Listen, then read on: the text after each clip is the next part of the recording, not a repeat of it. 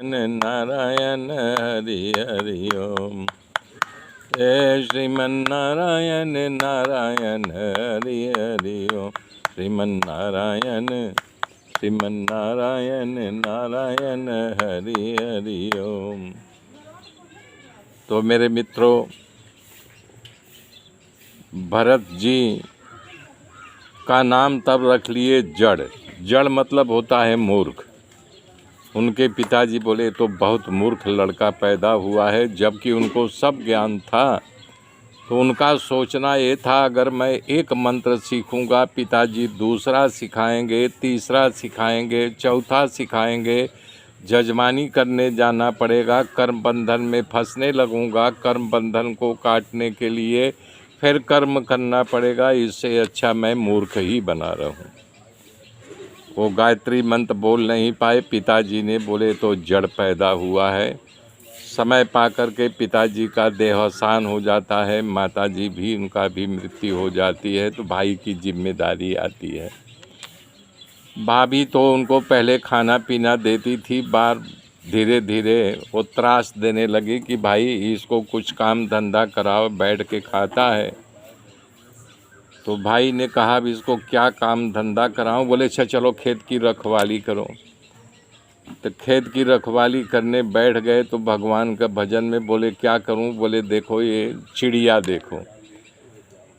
तो चिड़िया खेत खाने आती थी तो बोल के गए थे कि चिड़िया देखो, देखते रहते थे। बोले वाह वाह, राम की चिड़िया राम का खेत, आज चिड़िया चुंग जा खेत। अब उड़ाने के लिए उड़ाते ही नहीं थे। बोले भगवान की मर्जी। अब वो आए तो बोले क्या किया? बोले आपने कहा था चिड़िया देखो तो मैं चिड़िया देख रहा हूँ। बोले अरे तू तो बड़ा, वो एक काम कर, चल कुदाल ले और खेत को गोंड खोद। तब वो ले लिए। अब एक ही जगह खोदने लगे। खोदते खोदते कुआं खोद दिया उन्होंने। और घूमते घूमते उनके भाई आए कि चलो मेहनत किया होगा, इसकी आदत बनेगी। जब देखे एक ही जगह बहुत गहरा खोद दिए थे। अरे बोले बाप रे बाप, अब क्या करूं तेरा? बोले एक काम कर, तू घर छोड़ के चला जा। अब जड़ भरत जो है घर छोड़ कर के चल दिए।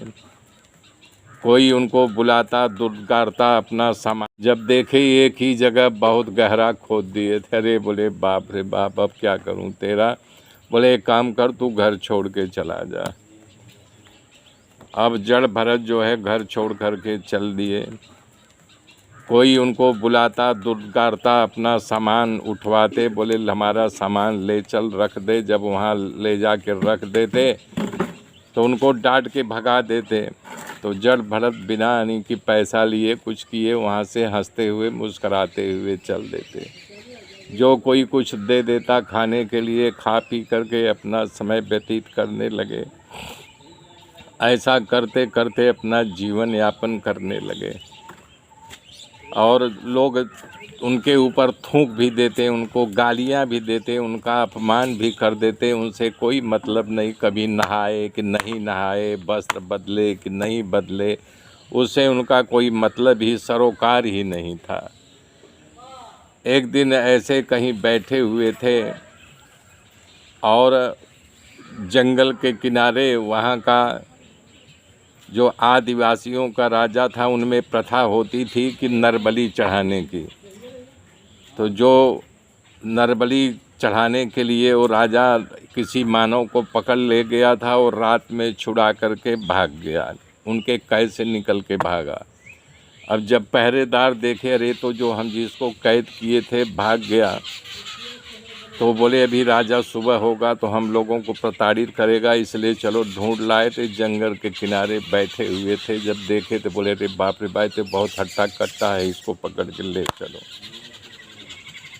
तो इनको पकड़ के ले गए, उसको नहलाए धुलाए, बढ़िया कपड़ा पहनाए, माला फूल से लाद दिया, उनको बढ़िया भोजन कराए। जैसे शादी ब्याह का गीत गाया जाता है उसी प्रकार से गीत गाते हुए आगे आगे जो है जड़ भरत जी पीछे पीछे पूरी फौज पहुंच गई जहां काली माँ की प्रतिमा थी।